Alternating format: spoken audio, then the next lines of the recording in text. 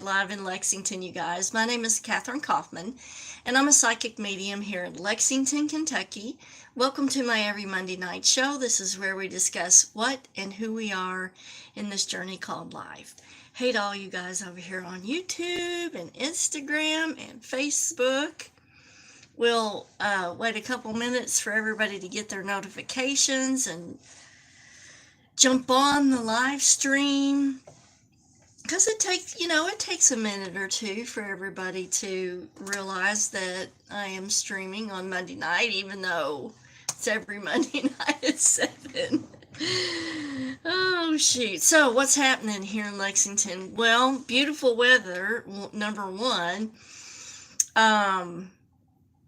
We didn't have any rain today. I was shocked. I thought for sure that we'd have a little bit of rain, but we didn't. However, it may be coming tomorrow. So David's down in the garden right now putting out the third round of tomato plants, because we keep having these 30-degree nights, and even though it's not freezing, these tomato plants do not like it. And so I think I've killed probably, I want to say, at least 15 tomato plants already. So the track record is not looking good right now. Hey to my beautiful neighbor, Miss Amber Benteen, and a happy recent birthday for you. Hope it was a good one. Tonight we're going to be talking about the Pleiades and the Pleiadians, okay? Before we get started on that, I want to remind everybody that's tuned in that I offer a daily psychic and moon astrology forecast on Patreon for only $3 a month. So I'll tell you what, I will put a link in the comments really quick if you're interested. It really gets you ahead of the game for the day, because like if let's say the moon astrology is in Scorpio, and psychically I pick up that it's going to be a highly argumentative day and that people are not going to get along, like if you know about that ahead of time, that really helps a lot, because then when people are upset or nasty with you, it doesn't make as big of an impact on you if you know ahead of time. So check out the Patreon page. Also, like if you go to get one of the higher tiers on my Patreon page, you're going to get free online teaching of some of my best courses. And you're also going to get, on the top tier, you're going to get access to a live stream once a month where you can ask me any question you want, any psychic question, any mediumship question you can ask on there. But you have to be a tier 3 for at least 3 months before you can attend the live streams. So let's get on to our topic, shall we? The Pleiadians. Who are they? Now, I want you to know that most of the stuff that you see online is going to be channeled information, and they get into a lot of specifics. What I'm going to present to you tonight is the only documented stuff that we have. I'm not going to present any channeling, because anytime that you do channeling, it is subject to error on the channel. And, there are too many channelings going on that are in direct controversy towards the other one. You can kind of say a channel is accurate, maybe, when it agrees with another person's channel that they have no relationship, they don't know of each other, and, if they get similar or maybe identical information in the channel, what that does is it lends a little bit more validity to the information that they're getting. However, the information that I have seen on these different channels varies dramatically. And so that kind of detracts from the validity of it. So what we're going to look at tonight is strictly what's documented, and what is like passed down from antiquity. So the Pleiadians are self-defined, and when it says self-defined, what that means is it's channeled as a collective of multi-dimensional spirits from the Pleiades star system. The group's mission is to assist humanity with the process of spiritual transformation. Now, that is channeled, but it is validated by historical accounts of different populations' folklore, that's what their mission is, or their purpose in contact with us. So what we're going to look at is the history, the facts, and the myths surrounding the Pleiadians. Okay, now we're going to look at the Pleiades. All right, let me check some stuff really quick, just to make sure that we are streaming like we're supposed to.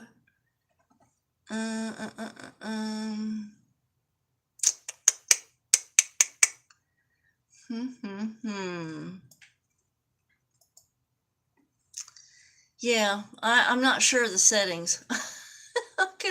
I might have done something wrong, y'all. Oh well, we'll figure it out later, right? We will figure it out later. I'm just making sure that I didn't make an obvious blaring mistake like I usually do. Okay, carrying on. These are the facts and the myths. Also called the Seven Sisters, the Pleiades are a group of stars in the Taurus constellation. Astronomers refer to the group as M45.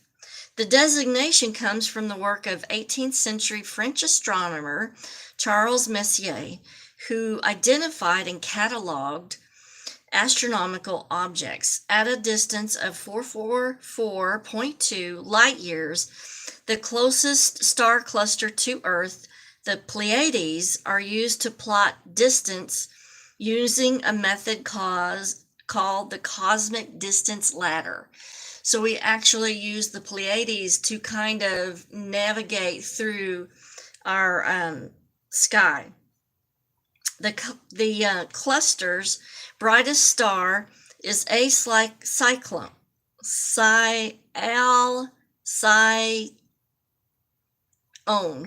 I can't say it right. It looks like cyclone, but I know it's not cyclone. Alcyone, judged to be 7 times brighter than our sun. Can you even fathom that or imagine that it is that bright? There are actually more than 1,000 stars within the cluster. That's unbelievable. And under optimal conditions, around 14 stars may be seen with the naked eye. And when they say naked eye, I think what they're talking about is with some kind of assistance, maybe telescope or your phone, accentuating things. Most, when looking at the cluster without magnification, see 6 stars. And that's why I say, I think that when they say when there's optimal conditions, around 14 stars may be seen with the naked eye, what they're meaning is, maybe with a telescope. Because without assistance, you really only see 6 stars.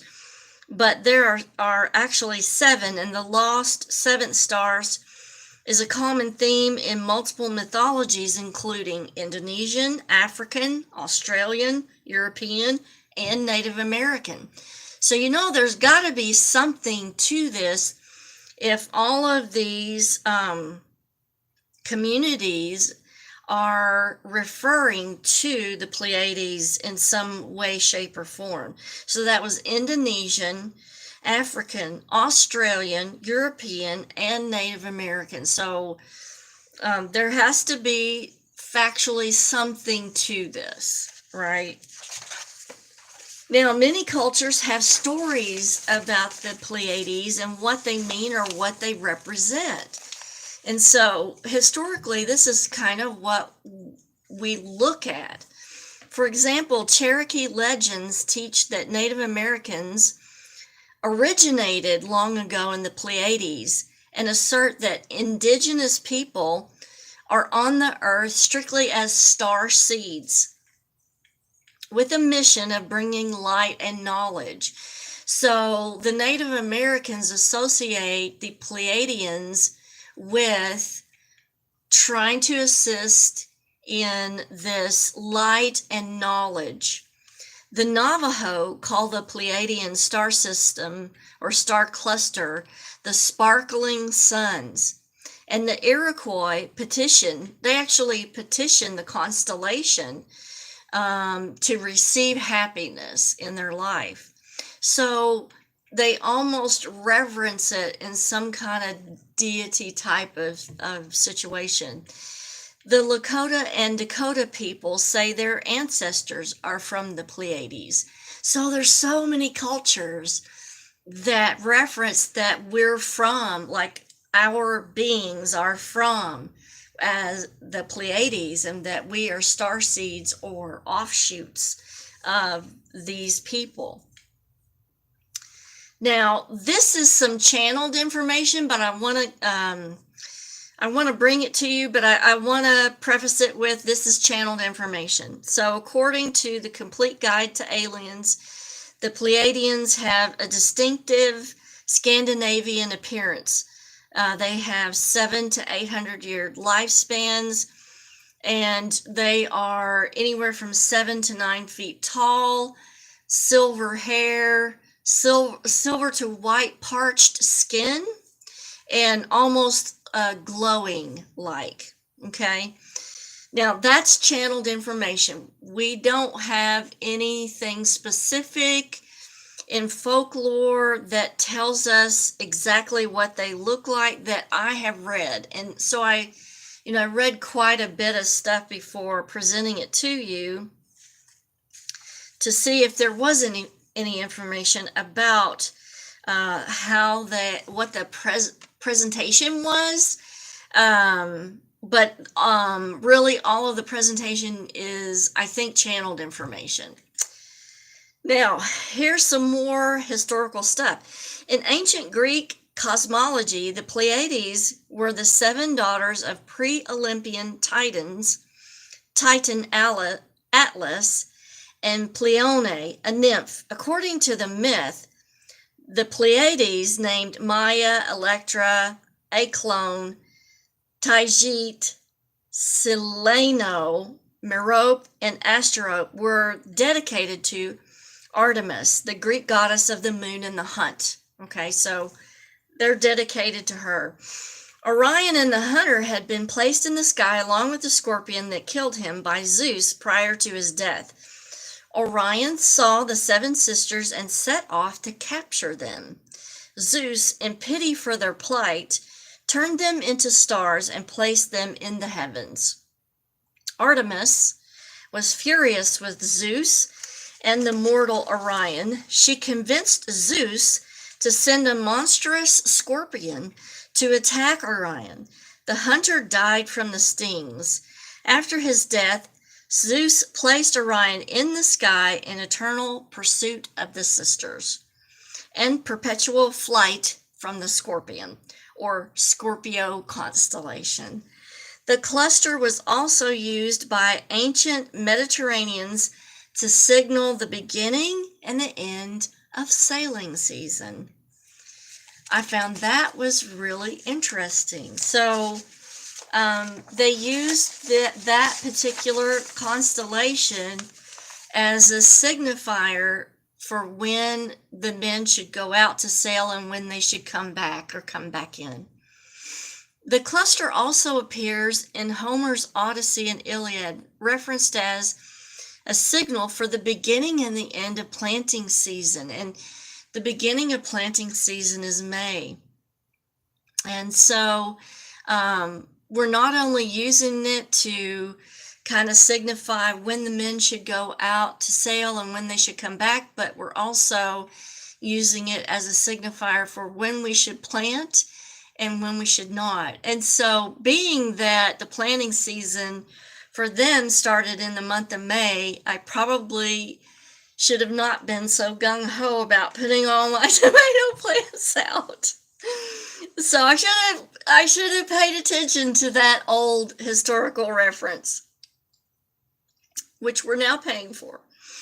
According to Hermetic traditions, the 7 stars open seekers to a more refined level of consciousness. And so a lot of these peoples different peoples are referencing specifically a higher level of consciousness and light energy when interacting with this constellation and the energies that are coming from it. So, and even the Hermetic traditions are referencing a more refined level of consciousness. Viewed as a school of learning by Hermeticists, only those who have been purified of energetic blocks to the subtle body, invitation to and initiation into Pleiadian wisdom teachings. And so what they're also saying in this part of history is these teachings come spontaneously during sleep or deep meditation. The Pleiades are also viewed as our solar system's source of electrical energy from the little sister star Electra. And I thought that was very interesting too. Now there's more history to this. In Bronze Age Europe, the autumn solstice and winter equinox were associated with grief and mourning. And that's because the death portals are open at this time, and we see a lot of loss during these specific months. So at the solstice, the Pleiades would rise in the east as the sun sets in the west. Thus, the association with mourning and the passing of summer, as well as the harvest season, was noted by the constellation of Pleiades. In Scandinavian or Viking cultures, the Pleiades were thought of as Freya's chicks, which I thought was so cute. Freya being the Norse god of love, beauty, and fertility. For protection, some would paint 7 spots representing the 7 stars on themselves or hen houses. Here's something very interesting. Ladybugs were also associated with the cluster because of the 7 spots on their wings. And anytime a ladybug lights on you, it's considered lucky because of the 7 spots on their wings that relates to the Pleiades cluster. Hey to Martha, good to see you. So she says, I hope to visit Mount Shasta in California one day, soon to connect more deeply with the Pleiadian energy there. Oh, that would be so awesome. Let me know when you go. Maybe we can do a group trip. Would that not be so freaking awesome to do like a sponsored trip where we could do some really cool meditations there to connect with that type of energy? Maybe do guided meditation for a group there. That would be so much fun. Now, this information again is channeled because what's thought that the Pleiadians are born within 5-dimensional space-time, which overflows with light, love, and creativity, and that these beings possess healing properties, incredible talents, and abilities. Now, so the question is, are they related to us? Absolutely. A lot of people have channeled the same thing, that the Pleiadians demonstrate that they are distant relations of us as humans.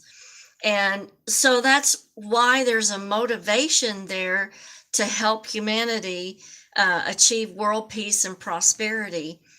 So the relation also forms part of the answer to the question, what is a Pleiadian starseed? And starseed simply means that we are we're genetically coming from that energy, in that maybe their energies have seeded this existence, maybe physically and maybe also energetically through what's it called, morphogenic field alteration. um, Maybe if it's not physically seeding this existence, maybe it was an energetic alteration of the morphogenic field of us as humans. So these otherworldly beings strive to connect with us and correct the course of our destiny and our evolution. So it's super important to learn how to establish connections with other people and cooperation with other people, so that we can elevate our energy and move up in this dimension to the next dimension. And as we lose this body and we change our morphogenic field, maybe that change in the morphogenic field will fit a different dimension as we move higher and higher. I hope that makes sense to you. So Amber says, I lay on my back porch and stargaze under the constellation. I'm very appreciative for their support. Absolutely. And what I wanted to bring to you tonight was, what's the history and what are the actual facts that we have.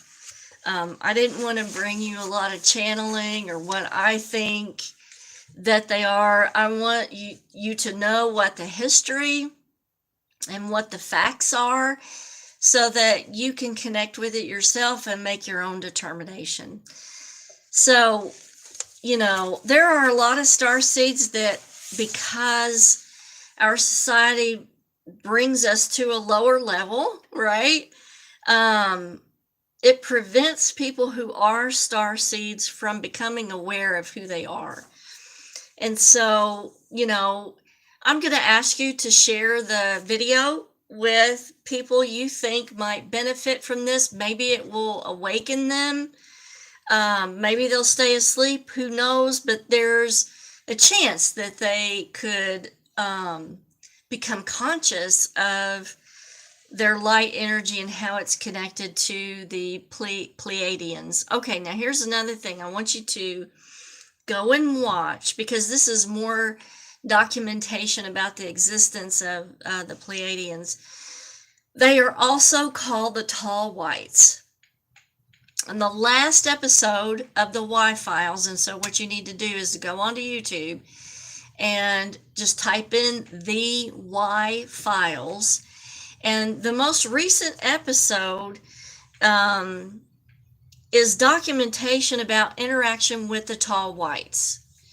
And it talks about a book by Charles Hall, who was a former weather observer at the Nellis Air Force Base, and his specific interaction with the Tall Whites in a certain area of the base, that he had to go out remotely and do observation on weather. And he did this by himself, and he had interactions with the Tall Whites in this area, and it's all in his book.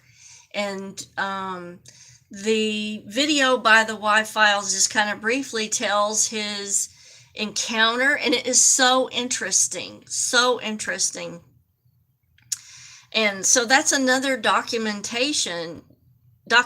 case of interaction with the Tall Whites. Now, what the Tall Whites had communicated to him was that they were in cooperation with our government to exist in certain areas. So I don't know about that, but because I can't see our government cooperate with anybody, but it certainly is an interesting thing to consider. So Martha says, I recommend a book called Letters to a Starseed by Rebecca Campbell. Absolutely. That is such a good one to read. And maybe Martha will have a book in the future about a similar topic. Let's keep our fingers crossed. Martha, if you wouldn't mind, drop a link in the comments about your book on being an empath, because I really think that a high number of people who are empathic are definitely star seeds, and I think a big majority of them really haven't awakened. And Amber, you might be one. Only you can answer that, but I'm thinking you probably are. So, and I do think that a lot of people who have high functioning, um, empathic abilities or maybe psychic abilities, um, they are definitely star seeds. And I'm sorry, over here on YouTube, I think I have missed all the comments. Hey, special shout out to my Patreon buddy, Mr. Charles Biggs. Good to see you. Angela over here on YouTube, and Jan and Ina. Sorry I missed you guys. And yes, and as a matter of fact, Martha, Charles is over here on YouTube, and he is seconding the author for Rebecca Campbell on that being a good book to get and read. So she says, yes, my awakening journey started by learning I was an empath, and then naturally was led to my own starred seed origins. I love that. All right, you guys. I hope you all have a fabulous week and that you enjoyed this information. The next show coming up is going to be about the Anunnaki and how they intermeshed with the Pleiadians, because there's a lot of controversy over that. And so Amber also says, I have heavy Cherokee and Blackfoot. Great granddad was full blood. Yeah, their legends are all, connected to the Pleiadians. So this has been a good show. Thank you guys for showing up. Like I said, I want to challenge you to share this, to spread the word so that we can have more of these star seeds awakening. I will see you next week. Kisses from Kentucky. Bye, guys.